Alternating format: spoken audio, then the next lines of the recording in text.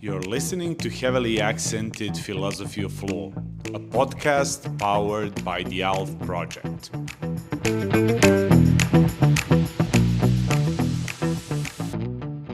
Welcome to a new episode of Heavily Accented Philosophy of Law. With me, Bojan Spaić, and my fantastic co-host, Julieta Rabanos, who is this time calling in from her hometown, Buenos Aires, from Argentina. Today with us is the fantastic Izabela Skozeń, who is joining us from Krakow, I think. Isa at least should be in Krakow. Welcome, Exactly. Isa. Hi, everyone. Thank you so much for the invitation. Thank you for joining us and thank you for accepting our invitation. I usually, Jules does this part of the interview, but I can, for once at least, ask first question that we, thank you, Jules, that we ask all of our guests. Could you tell us something about your academic path infused with your life path, infused with anime and Marvel characters? Okay, this last part you don't have to do, but if you want, you can. My animal pet. Is that the question? Sorry, because I didn't understand. No, basically we are asking about your academic path to the present, in the sense of what did you study, where did you study, what were the things that preoccupied Isa that was 18 years old and the Isa that is in the present, this type of thing. But you can talk about also your pets if you have them. In fact, we favor talking about pets. Absolutely, yes. Okay, sorry. I've always been very interested in languages, and how is it possible that people have these different conventions for speaking about things?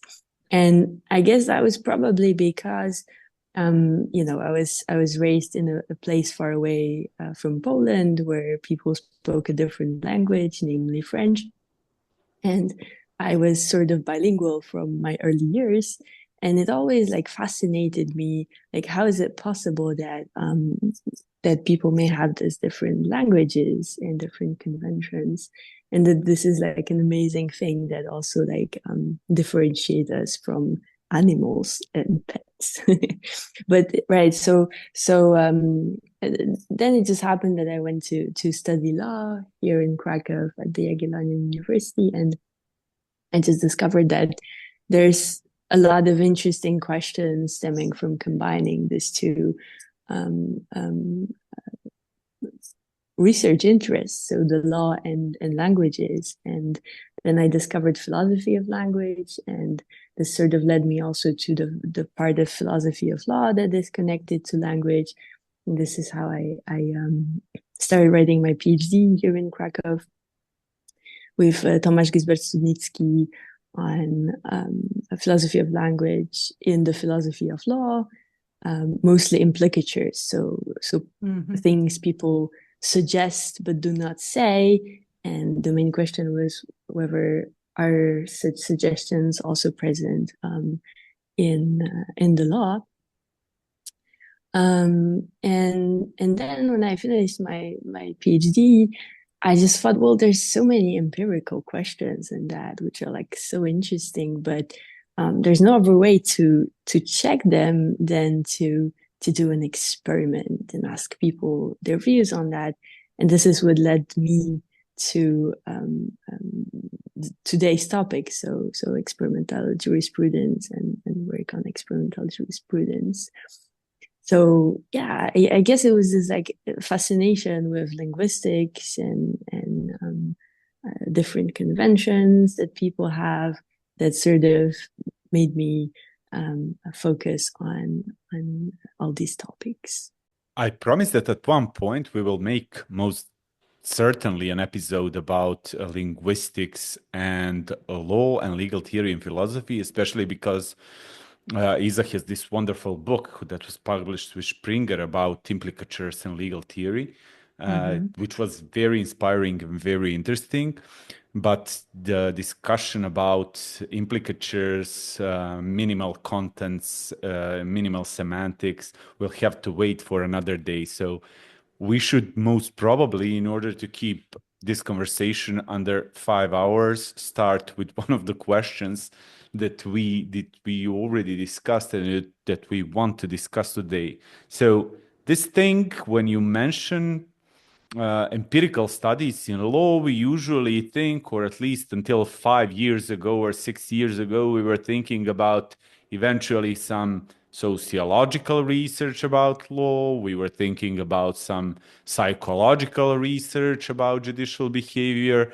But the project that you and some of the colleagues, some of them also from Krakow, some of them from the United States of America, are engaged in is called, in fact, experimental jurisprudence. Could you tell us something more about this idea of experimental jurisprudence, what it is, and how do these two things fit together? Right. So a textbook definition of experimental jurisprudence would be that it uses empirical methods to provide data, which is useful in reflecting on certain questions in the philosophy of law.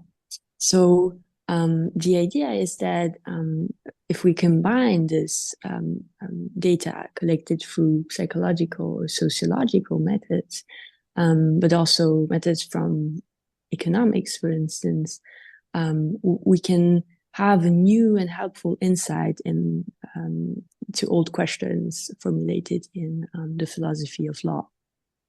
So this is, I think, a standard definition of experimental jurisprudence. So it's not something that is going to replace the old inquiry, but add something new. And it mostly focuses on questions about concepts. Mm-hmm. And I just wanted to do some advertising at the beginning, because due to the short time, we will not be able to cover all the amazing work that is going on in experimental jurisprudence. And what is particularly exciting is that this work is really being created all around the globe. So there's people working in every continent on these issues and doing some amazing also cross-cultural work. So if you are interested in reading something more and in a broader overview of what we will be discussing today, there's a forthcoming amazing Stanford Encyclopedia of Philosophy entry by Guilherme de Almeida, Ivar Heinikainen, Karolina Prochownik, and Kevin Tobaya, which gives a wonderful overview of all these questions we will handle today, and mentions a lot of interesting work. And moreover, if you want even more information on that field, there's a forthcoming handbook of experimental jurisprudence edited by Kevin Tobaya, where each chapter sort of tackles a different area of the law and focuses on it and reviews all the work that has been done on a particular question or area of law. And then there are also short intro papers to experimental jurisprudence by, for instance, Kevin Tobaya, another one by Rosianna Summers, and yet another one by Karolina Prochownik, which are also, good shorter overviews for those who want to know more on the topic. We will take note about that and maybe link these papers in the description of this episode. So then we are going to ask you all the list so we can also offer that to the listeners. But I have a follow-up in regards to this question and then also the things that you were mentioning.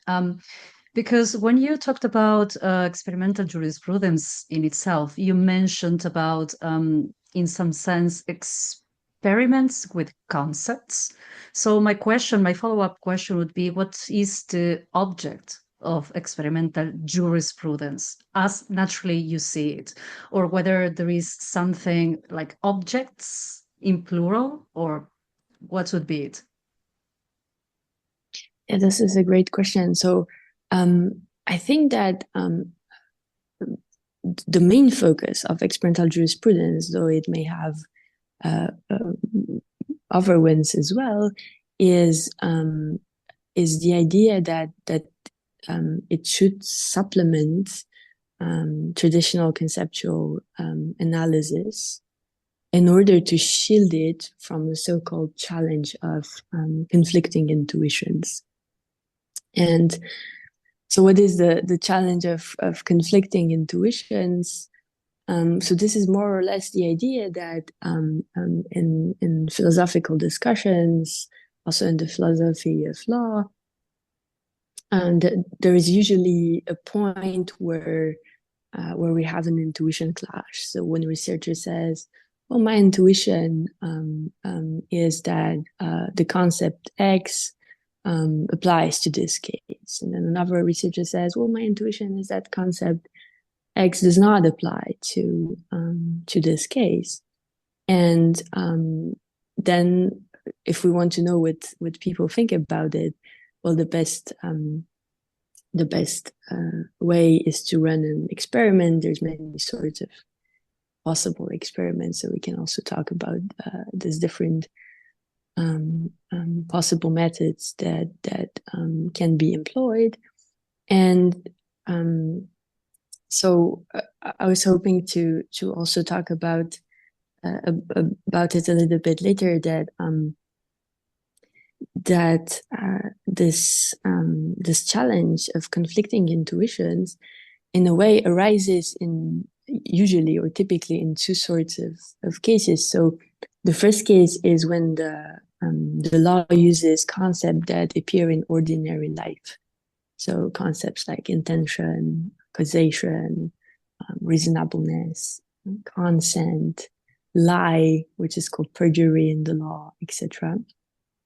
And then this experimental jurisprudence work proves helpful in the debate. And the other point where the challenge of conflicting intuitions arises and experimental jurisprudence can be helpful is, I think, the problem of a cognitive bias. So I'm also happy to expand on this question later. Mm-hmm.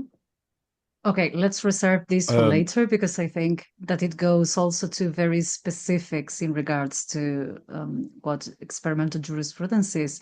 I would also have a follow-up from the follow-up, but because I think that also boils down to something that might be a question for later, which is, so naturally there is this idea that maybe jurisprudence and legal philosophy are different things, and naturally jurisprudence is some kind of like the high step of not the high step, but then something that might boil down to what jurists do, so with the practices, and then legal philosophy is more about reflection on different types of questions.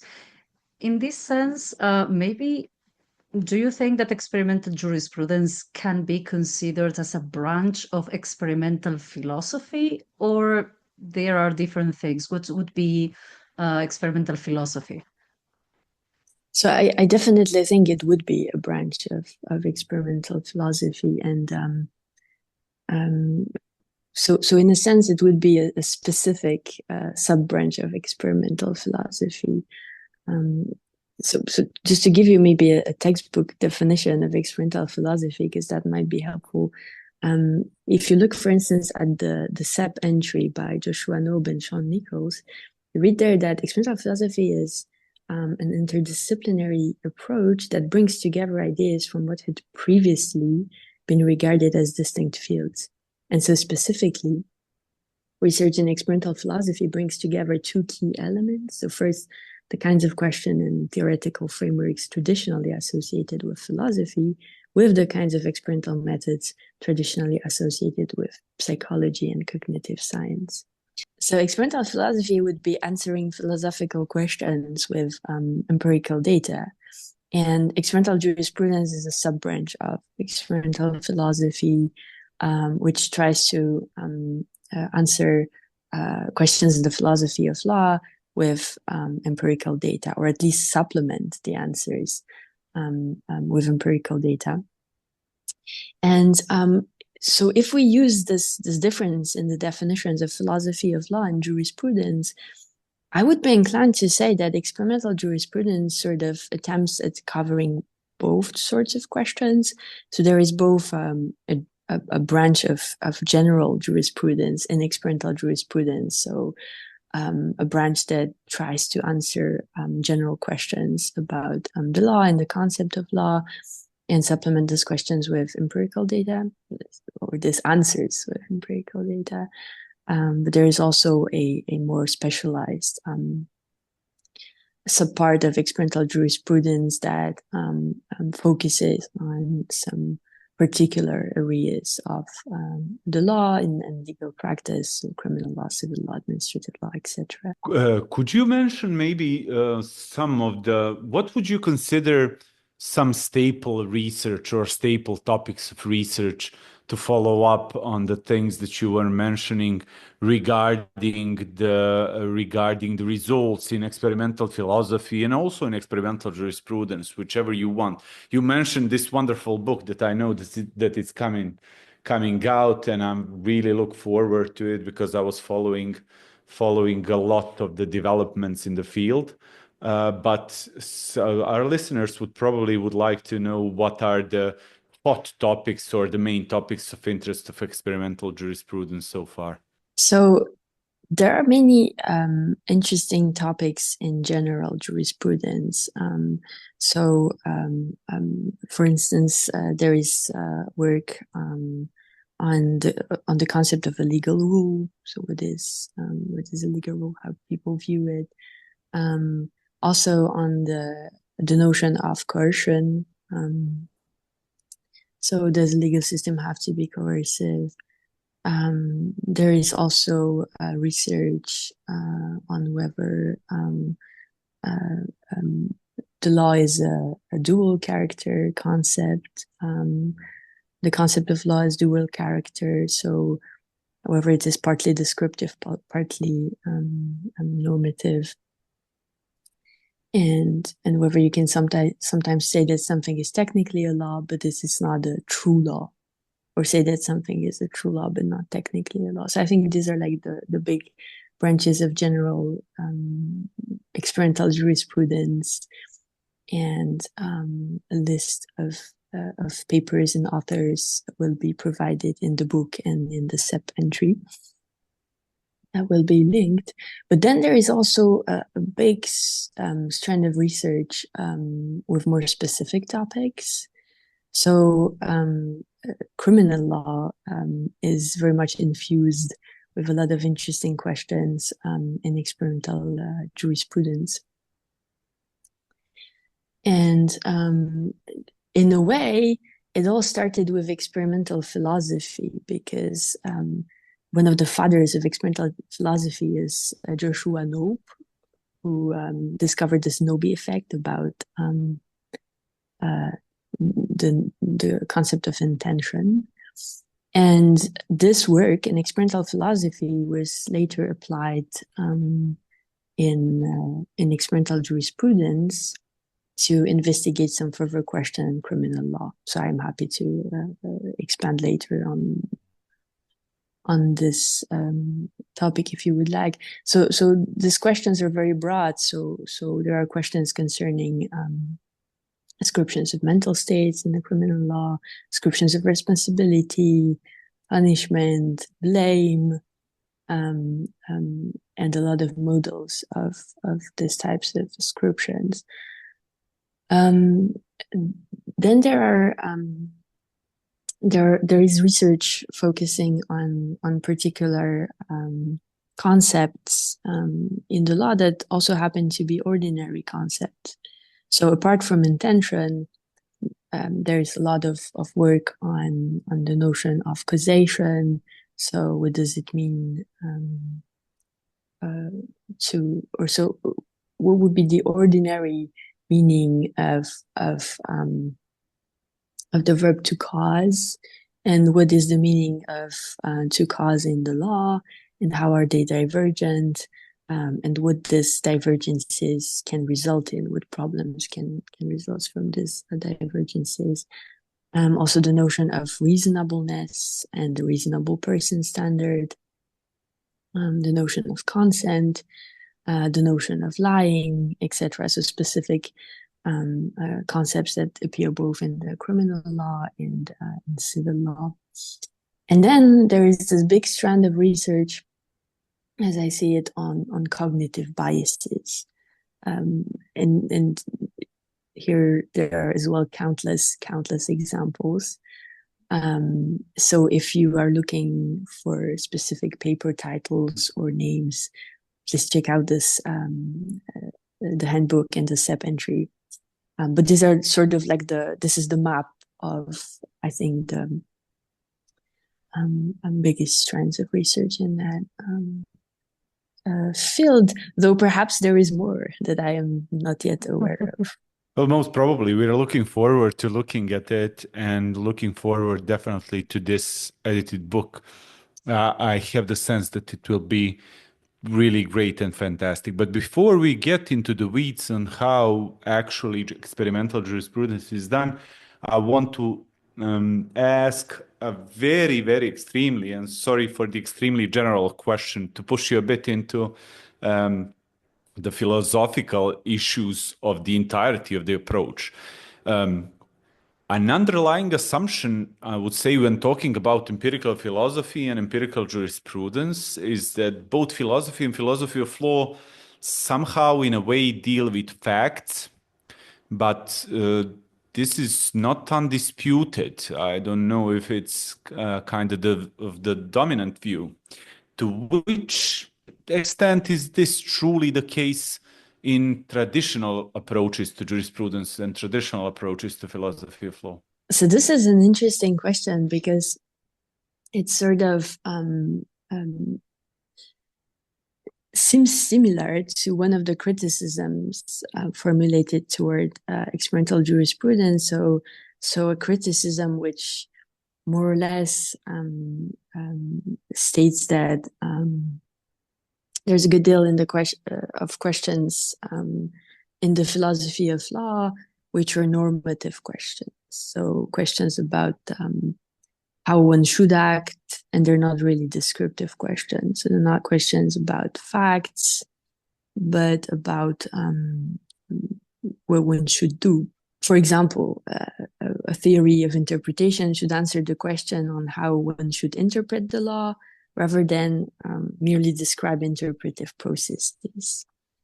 And since the results of experimental jurisprudence are descriptive, well, then they do not answer a lot of questions important for legal philosophy, including for legal interpretation. So I think your question is sort of similar to this line of criticisms. And well, I sort of disagree. So I think that building precise descriptive theories, thanks to which we know how lay people understand concepts, can also be helpful for the philosophy of law or philosophy in general. So, for instance, such theories can end disagreement on what is the ordinary meaning of a concept, and theories of legal interpretation are basically based on the notion of ordinary meaning. I think that once we know how exactly this ordinary meaning concept functions, it can give us a lot of interesting insights into how the law works and how responsibility is ascribed. So first, for instance, it can help us know what are the constraints that we will have on our normative theories. So we will know what is the lay concept, and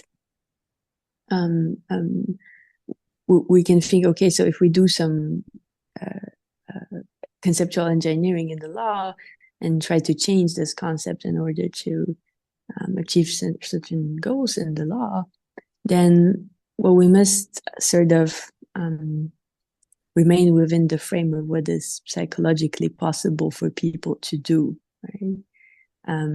Because most probably they will be using natural language to try to understand the law also. And this is important to sort of know the starting point. And then the second problem is that if the ordinary concept diverges from the legal concept, then, for instance, if a lay jury takes a decision, the lay jury, unless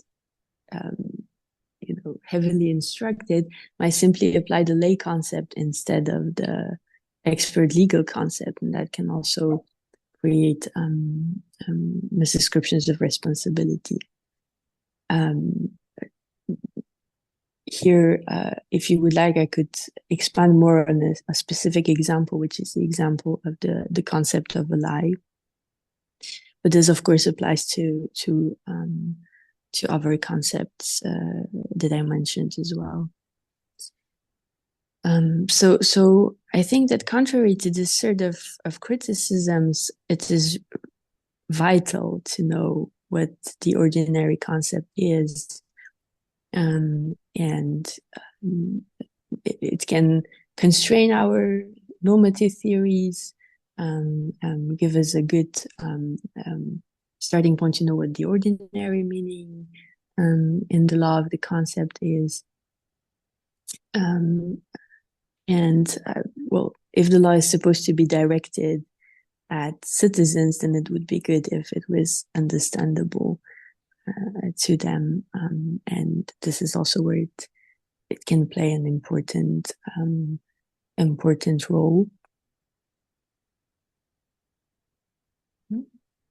I was thinking while I was listening to you, because I am extremely sympathetic to the idea that to have any normative theory, you have to depart from at least some understanding of what is the case, so you can arrive to what ought to be the case. So, like, disregarding the aspect of trying to come with the better description of the reality, and or depending on how we think about explanation, also the best explanation that we can have from the practice.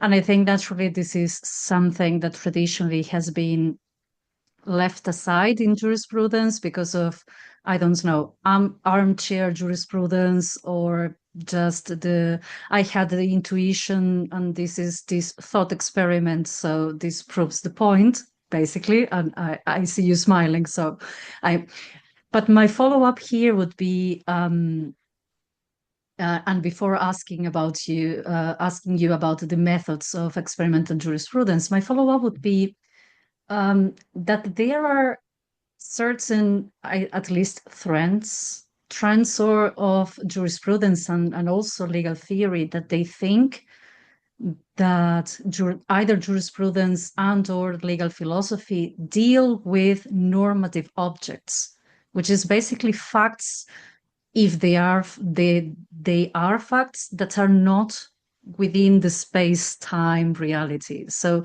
I think that in some sense, the question here would be what to respond to these theories. Naturally, you can go to, I don't know, the Scandinavian legal realists, you can go to this trend of naturalizing jurisprudence, but then what to answer to all these other trends of jurisprudence and legal theory, legal philosophy, that they still think or they still claim that the object is normative in this sense. Yeah, that was also the idea behind my question. I didn't want to echo the criticisms between normative and descriptive. In fact, I'm very, very sympathetic to this idea that experimental jurisprudence is in fact filling a gap that exists as a matter of fact within jurisprudence. In this sense, I often feel that these criticisms, and we'll talk about them more in the future, are kind of misconceived. But my question was also Julieta's now question, or to put it even more precisely, what about Kelsen's claim that law is a normative science? That's the most direct, precise idea. Okay, yeah, right. Many thanks. This is a very interesting question. So, well, one way to answer would be, well, the main aim of experimental jurisprudence is really to focus on what it can add and how it can supplement conceptual analysis. But then, and then, well, the normative questions appear less in conceptual analysis because we're analyzing concepts, reflecting the use of people. So reflecting how people use certain words. But then the second answer, which is a bit more bold, but I think it could be interesting here, would be to say that legal philosophy and jurisprudence is not like theoretical physics. So in theoretical physics, it sort of makes perfect sense to formulate theories that we will never be able to sort of check descriptively or experimentally, right? We will never have the tools to be able to check these theories. And so it makes perfect sense to make theories which are completely unrelated to what we can observe. But I think the law is a little bit different in that. So it really, this philosophy of law is supposed to explain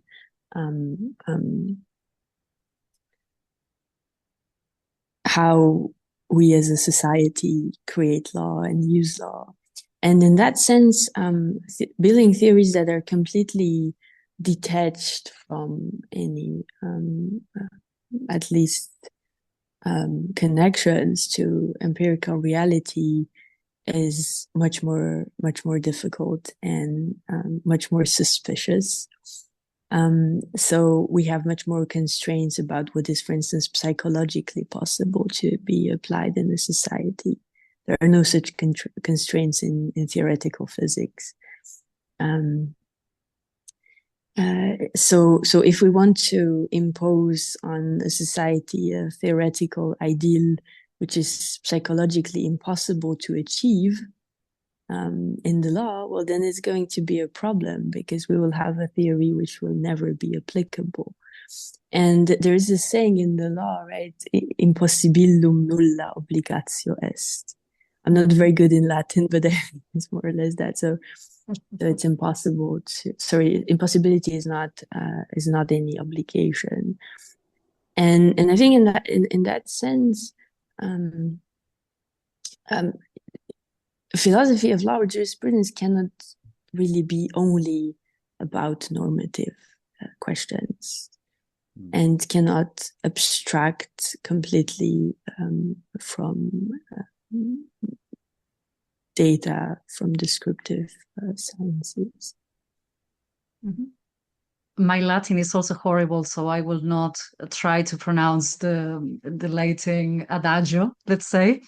But I was thinking that it might also connect nicely with the idea of ought implies can. So basically, you cannot ask someone or say that someone has a duty to do something if it is impossible for them to do so. And then you naturally need to know what it is the case, so to see how it fits. So I think that in this sense also I am extremely sympathetic with the idea and also with the project in itself.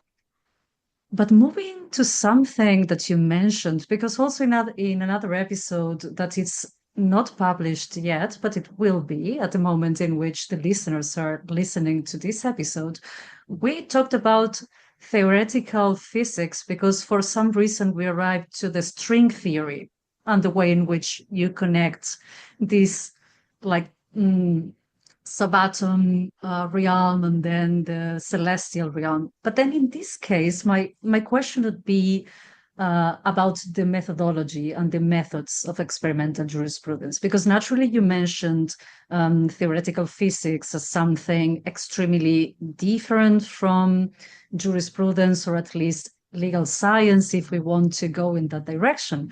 But then what are the methods or the methodology that experimental jurisprudence can use that might or might not be different from the one in theoretical physics? Right. So experimental jurisprudence is focused on methods from social sciences. So first of all, I think the biggest strand of research in experimental jurisprudence uses massive online surveys, and this is also what I use in my work. So I'm happy to tell you a bit more about this methodology, in the hope to convince you that this is more reliable and robust, much more reliable and robust than people think. But then, apart from massive online surveys, people use a lot so-called corpus studies. And corpus studies, or corpus analysis, is a statistical analysis of a vast set of texts. So, for instance, court decisions from all the courts in Europe from last year. Or, you could take newspaper articles from last year published in a specific country, right? And then you can analyze it very precisely. So with the use of a computer and statistical analysis, you can, for instance, say what was the typical way people used a word, how many times did this word occur in the corpus, what was the valence of the word, so was it positively or negatively used. And I think this has the potential at some point to supplement or even replace dictionary definitions. So this is one of the second most used methods of experimental jurisprudence. Then there is a method called analysis of decision taking and immersive virtual reality. So some of the moral dilemmas can be sort of designed in virtual reality, and there are experiments in which people wearing this, interactive virtual reality devices or glasses take decisions in moral dilemmas within the virtual reality. And where do I sign up for these tests? Like, you're just describing all Yeah, the me things that too. I want to do. I'm just in. Whatever you do with virtual reality, please count me in somewhere. I want to be tested thoroughly. Wonderful. So there's many places where you can take such an experiment and such a study, hopefully soon at the Jagiellonian University as well. The main lab, I think, is a lab by Catherine Francis in the UK. So there might be more people doing this that I am not aware of. And this is also a big branch of robust and replicable research, which show that people take decisions in virtual reality differently than when reading vignettes sometimes, and for specific reasons. So they have a different reasoning in the abstract and a different practical reasoning when interacting in this virtual reality environment. And another method also is eye tracking. So people read text, and a special device checks where the eye stops and stumbles upon a word, and then try to answer the question why. Also, neuroimaging is a little bit used. And lastly, I don't know if this is a specific method, but I think it's very much worth mentioning. So experimental philosophy in general and experimental jurisprudence really emphasize the need for replicability. So the studies need to be such that if you rerun the experiment on a different sample, you get more or less the same results. And here there is emphasized that each study should be undergoing cross-cultural replications. So this is also like a big branch of research in experimental jurisprudence, and there are so-called cross-cultural study swaps, where people exchange their experiments and run them on in different countries, in different cultures, in different continents, so as to be able to say that the effects are not culture dependent, but they're sort of more universal if the study replicates. And here there is a lot of specific methods used. So, for instance, the back translation procedure. So if you want, for instance, to run a study that was run in Polish, you would like to run it in, I don't know, Japanese, then first one person translates the study from Polish to Japanese, and then another person translates the study from Japanese to Polish, and then you compare the two versions in Polish to make sure that there are no conceptual shifts that could impact the answers. So this is a big and vast array of methodology from social sciences that is being employed in experimental jurisprudence, but mostly the focus is on massive online surveys. And if you are curious about the details and how we can make sure that the study is as robust as possible, I am happy to expand on this, as I know that people usually do not know about all this good practices and checks, and this makes them to be more suspicious, I think, that they should be toward the results from massive online surveys.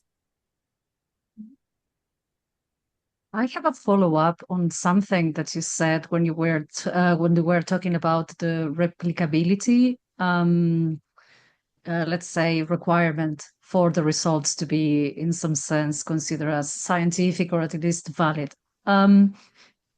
You talked about cross-cultural replication.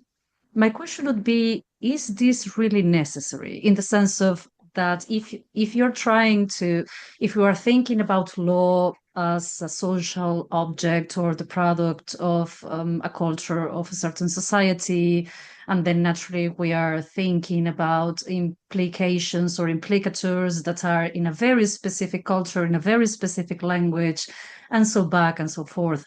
My question would be, why thinking about the need of this cross-cultural replication requirement? Is it because they are trying to follow the idea that basically the results need to be universal, in the same sense as general theory of law needs to be universal in the concepts that it constructs, etc., etc.? Yeah, this is a very interesting question when you think so. So I think I would start with this distinction between quantitative and qualitative research. And so qualitative research would be to perform individual interviews, and then you are focused on a specific case. And so this is qualitative research, and quantitative research would be where you attempt to have a representative sample large enough in order to get statistical results that would be replicable. And so in quantitative research, there is much more focus on finding some patterns that would be universal across cases. And in that sense, experimental jurisprudence, when it uses quantitative research, it probably has this aim of finding some generalizable psychological pattern. But as you, I think, very accurately point out, research that does not replicate cross-culturally is also interesting in experimental jurisprudence, because it is also an interesting value in itself that we have these different legal systems, and that these different legal systems may generate different intuitions or different conceptual structures. So probably in experimental jurisprudence, both results, cross-culturally replicable and not replicable, are interesting, because we can see which patterns are sort of generalizable and which are specific to a legal system. So there are, it would seem to me, at least three kinds of claims that people react very abruptly and a lot to. True claims, false claims, and new claims. So basically every one of these claims is subject to very fervous attacks and comments. And as expected, the experimental jurisprudence, when it came out as an idea, though I think a bit it's subsided now, came under a lot of heavy criticism. I think Isa even wrote a paper addressing all these criticisms. So it would be wonderful if you could go through all these common criticisms of experimental jurisprudence and give us your replies to them. So there are many criticisms formulated toward experimental jurisprudence. I just wanted to briefly mention four. If you are interested also to read more on other criticisms, the new Stanford Encyclopedia entry will probably address them. So the four criticisms I concentrate on are, first, the criticism concerning ecological validity. So people say, well, since experimental jurisprudence experiments are carried out outside of the courtroom or other contexts of legal decision-taking, well, they do not really elicit relevant reactions to the presented vignettes. And I think that this is misplaced, because the main aim of experimental jurisprudence is to precisely grasp how we understand ordinary concepts. And if this is so, well, then the influence of factors such as stress due to being in a courtroom, or some psychological pressure due to the difficult conditions in which one is, are not really the direct object of interest of experimental jurisprudence, but rather of courtroom psychology. So I think that this ecological validity criticism sort of conflates experimental jurisprudence and courtroom psychology. And if we want to survey intuitions, well, then we can get much more robust conclusions by performing a study on a population of a few hundred or a few thousand people than if we take just the intuition of a single person who is theorizing on a philosophical question. Then the second criticism is something that we already covered a little bit. So the criticism that experimental jurisprudence does not formulate normative conclusions. So just to remind you a little bit, so this is this criticism which says, where a lot of questions in philosophy of law are normative questions about how one should act and not descriptive questions. So for instance, the theory of interpretation, right, should answer the question how one should interpret the law and not describe interpretive processes. And so experimental jurisprudence is not helpful here because it is descriptive. But I think that building these precise descriptive theories, thanks to which we know how lay people understand concepts is also helpful for the philosophy of law, because we can, for instance, end some disagreement on what is the ordinary meaning of a concept. And I am happy to give more examples of that later. And here also another answer is to say that experimental jurisprudence is not exactly like theoretical physics. But then there is also this criticism that that experimental jurisprudence studies focus on lay understanding of concepts, and thus the results are sort of unhelpful to explain the so-called hard cases where in the law where the lay and experts' understandings of a concept diverge. And there are already many papers published that attempt to address this criticism. But what I think could also address this criticism is to say that that experimental jurisprudence studies show that that those cases that only seem to be simple at first glance, so such cases where lay and expert understanding of concepts seems to be identical and the application of the concept not controversial, can also be interesting, because the employment of the concepts in such cases can be the result of a cognitive bias, which is a systematic and unintentional deviation from some preset rationality rules. And this makes it the case that that experimental jurisprudence studies can answer a lot of questions also about easy cases. So I'm happy to expand on the notion of cognitive bias and concrete examples later. And then there is this fourth criticism, which says, well, conceptual issues are too complex to be presented in a short experimental scenario or an experimental vignette. And again, many people have already tried to answer this.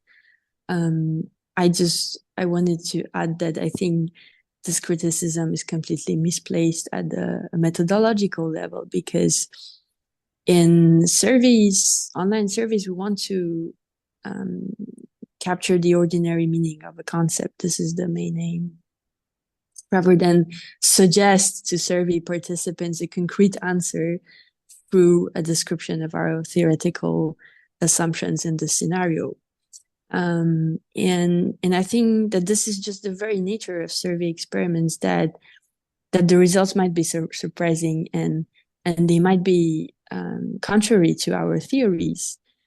But this is an important incentive to revise our beliefs on the ordinary understanding of concepts. So I do not think that that this is a valid criticism of experimental jurisprudence. I think that's always the criticism about this is too complex to be accounted for in an experiment. It's just like, okay, let's do a series of experiments to account for the complexity, but the complexity should not be an excuse to say, let's not do it, and because I think that the same would be, okay, this is too complex also to be proven by the use of thought experiments as well. So if that is the case, I would totally agree. Absolutely. So, okay, I just wanted to say that because I agree with you in your responses to some of these criticisms, and I think that they also may span from trying to defend a certain image about what jurisprudence is or what legal science is, with the idea of, okay, reality is too complex to be accounted for, but if we don't try to account for it, what is the remindings of this? But these are my intuitions. So I think that I will move to a question. I think that naturally we are not having conflicted intuitions on this point, the three of us. But maybe we can go back to something that you mentioned at the beginning. And you said, okay, maybe we can expand on this later, which is conflicting intuitions and where this challenge of conflicting intuitions arise from. So I think it arises from two sources. And the first source is that the law uses concepts that appear in ordinary life as well. So these concepts like intention, causation, reasonableness, consent, lying. And the second source is the problem of cognitive bias. So moving to the first source, let me maybe give an example. And if it is okay with you, I would use the example of lying, of the concept of a lie, because this is what I have worked on a lot. So there are studies showing that the ordinary concept of a lie is a very broad concept. So there are many things that people call a lie, but the legal concept of a lie, called perjury, is a very narrow concept. So the ordinary concept of a lie, studies show, encompasses, for instance, white lies. So lies out of politeness, where you have no intention to deceive anyone, you just want to be polite. So for instance, your host gives you a, I don't know, not very tasty meal, but you say, well, thank you for the meal, it was very, very good, because you want to be polite. Or bold-faced lies, where you know that everyone knows that you are lying, but you will still be lying because you are playing a social game. So for instance, probably in the courtroom, where you have the presumption of innocence, you might deny that you committed a crime. But the notion of a lie in the law, called perjury, is a very narrow notion. So it is intentional, and it has to be an explicit lie. So you have to say something false. And here, I think there is this case which is a perfect illustration for the problem of lying, but also all these other concepts that I mentioned, which is the Bronston case, a very famous US case that went to the Supreme Court. And Samuel Bronston was a filmmaker, and he made movies in many countries to lower the costs of movie production.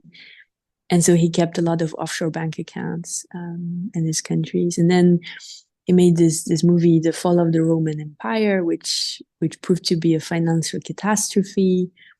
And he filed for bankruptcy protection, federal bankruptcy protection, and he was questioned under oath by one of the lawyers representing his creditors.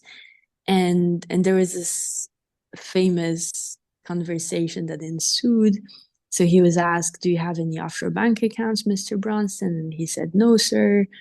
And then the lawyer asked him, have you ever? And he said, well, the company had such an account for about 6 months. So he suggested through this answer that he personally had no offshore bank accounts.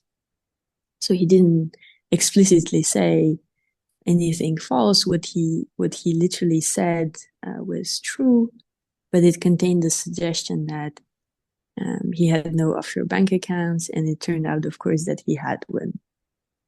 And so the question was, so did Bronston commit perjury through this suggestion? Did he lie by saying something true but suggesting something false, or implicating something false?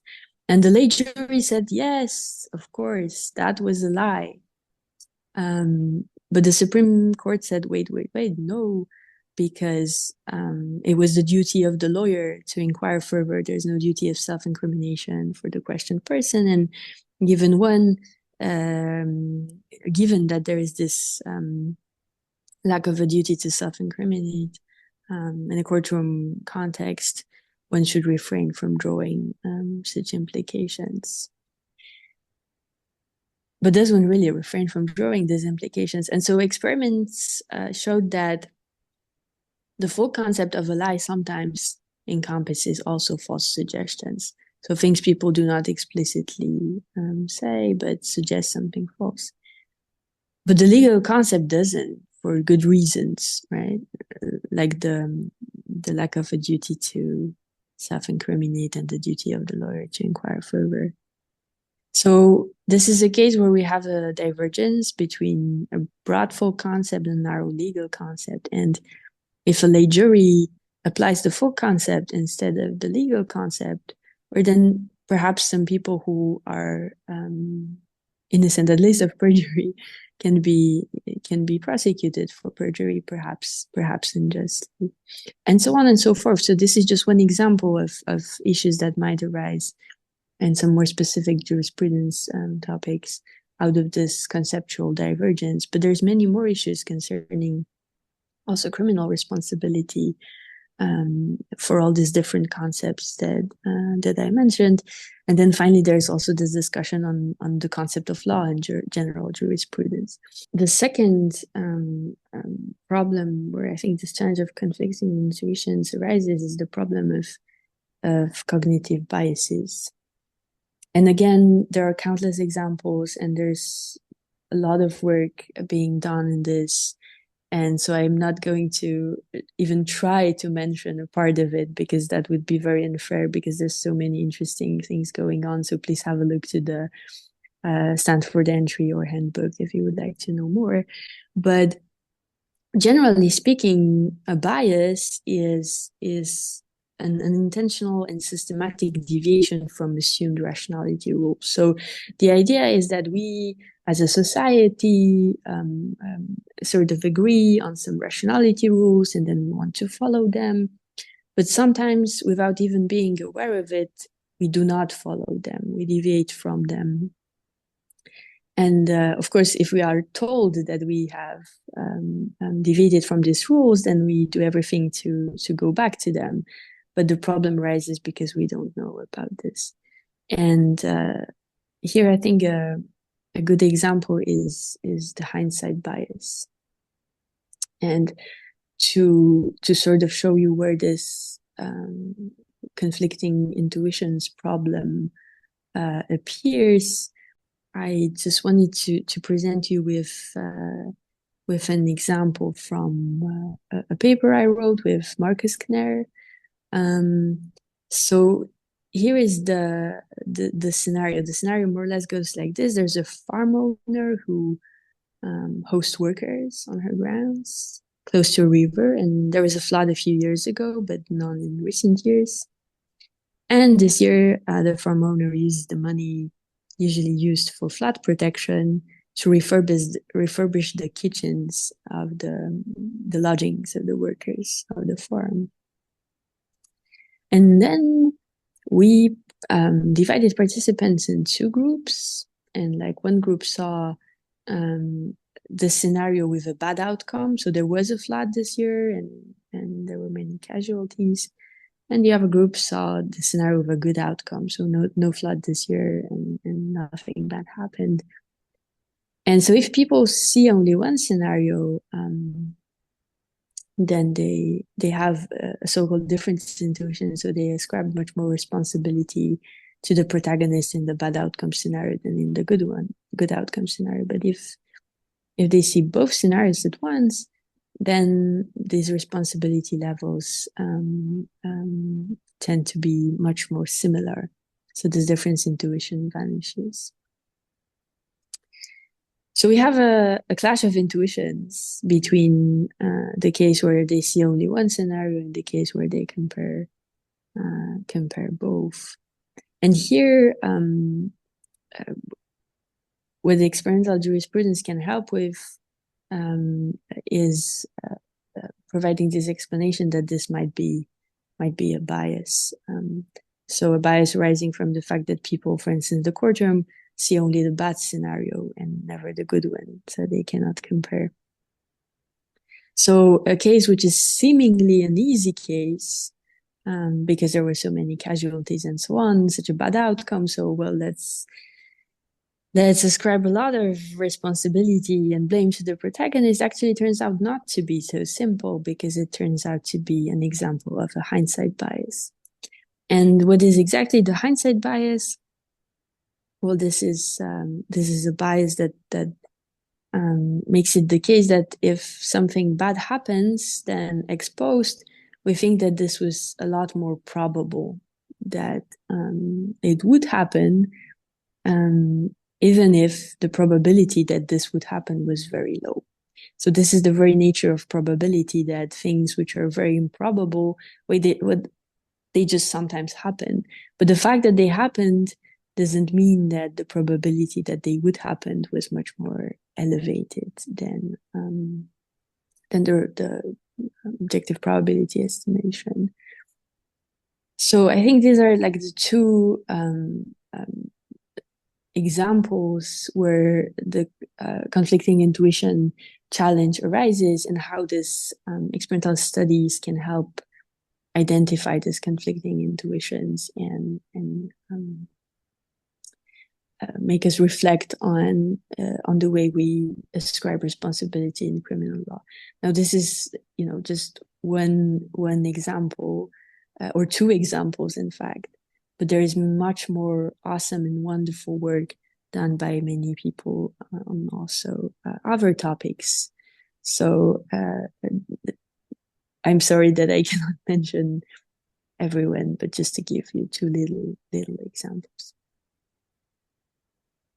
Yeah, thank you, Isa. Those examples definitely make me think. And I was, since we have been talking now for an hour or so about issues in experimental philosophy, it made me think about these interrelations, or not just the methodology of research, but also the topics of research. And what I notice is that to a certain extent, the research in experimental jurisprudence has been influenced on the one side by some intuitions that we commonly hold, or at least are influential in jurisprudence. But on the other side, we also have these issues that are related kind of to psychology, to cognitive biases, and to research in various other fields, that some of the researchers in experimental philosophy think that could be or should be useful also in jurisprudence, in understanding some jurisprudential issues.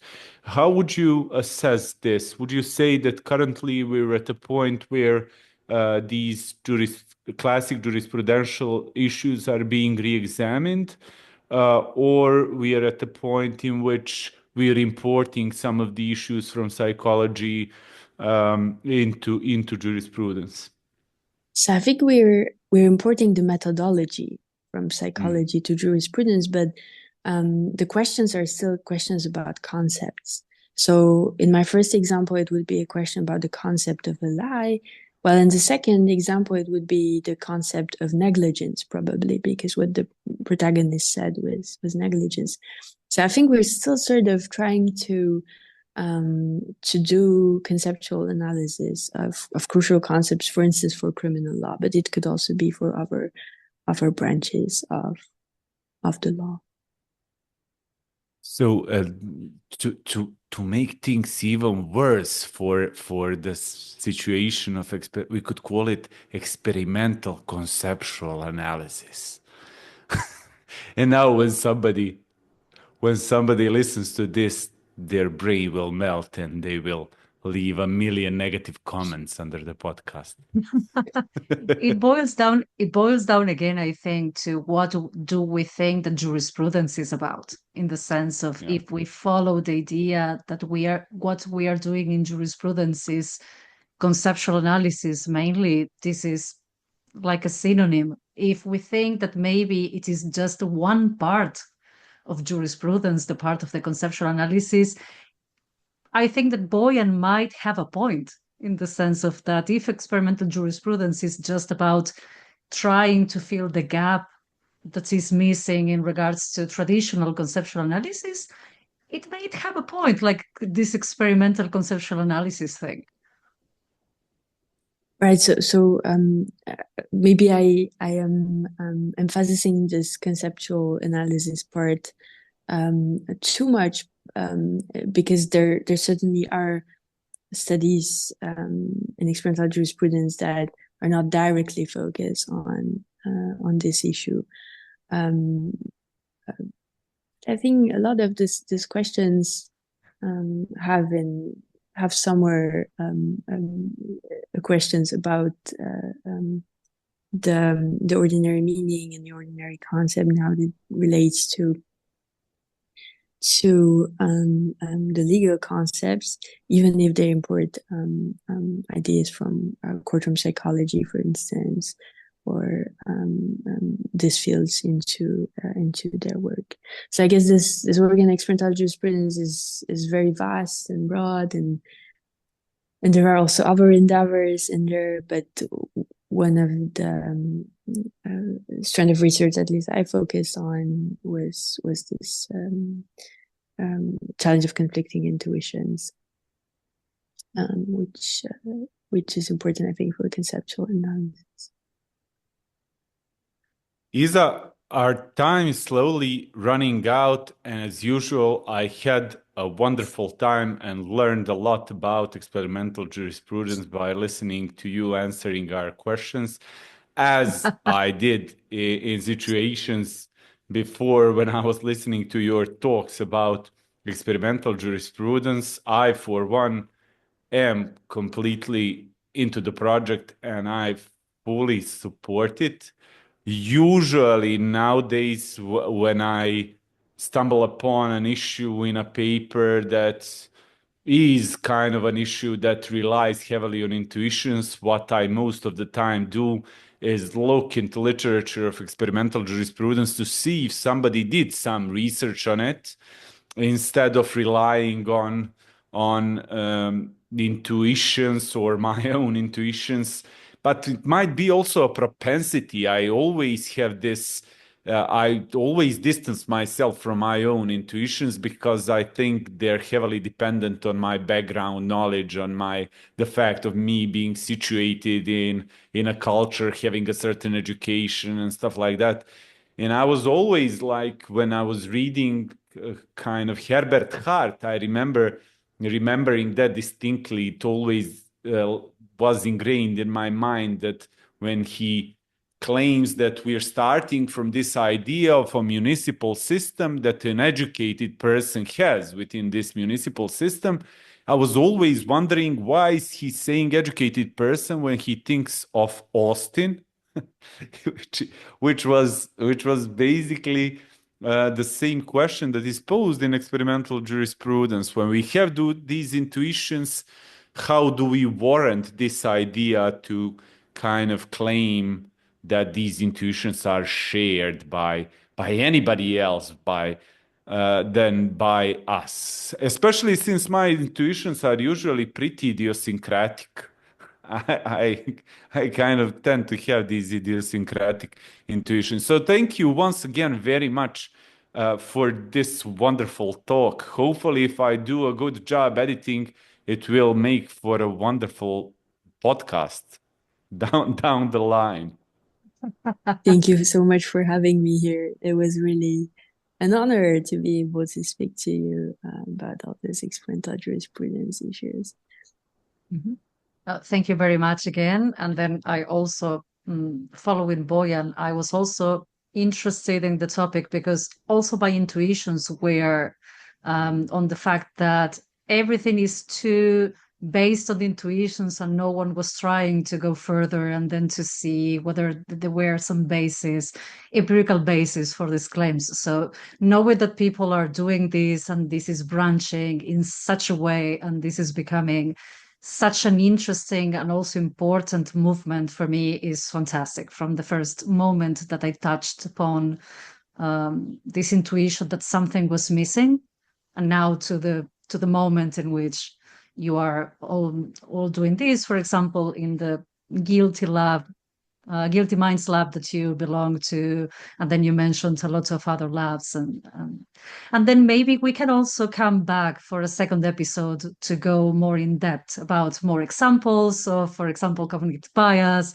more examples about the uses, these differences between ordinary meaning and the technical meaning, for example, of some concepts. So maybe we can stay tuned for a possible second episode with you again on these topics. So thank you very much. That would be awesome. Thank you so much.